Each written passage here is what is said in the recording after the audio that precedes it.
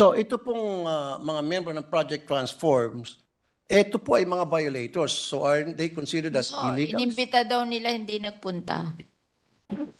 Hindi po inimbita ang Masungi. No, Masungi wasn't invited. We talked to Masungi. Would you like us to bring Masungi here? Or even make a phone call? Tawagan niyo Masungi. Would somebody call Masungi? Right here, right now. Mag-alamanan kung sinungaling, DNR o Masungi. Kung gusto mo, magpaano pa tayo, lie detector test, Where? polygraph test, para malaman kung sino sinungaling.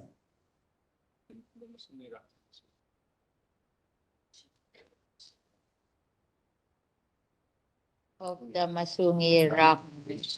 Meron ba kayong pinadalang sulat? The Masungi Rock Management Council was invited and Masungi Geo Reserve is part of it. Well, show us proof, like letter of invitation. Kasi siyempre, pag in-invite sila, hindi naman verbal lang yan. Yan po'y pinapadalan sila ng sulat. Nasaan po yung sulat na they were officially invited, not just verbally?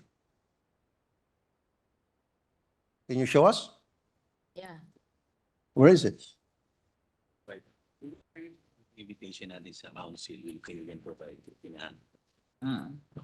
We will provide you the invitation to the council of which Masungi Geo Reserve is a member. No, what I'm saying is a letter of invitation which Yes, would they're looking for indicate it. that they were officially invited.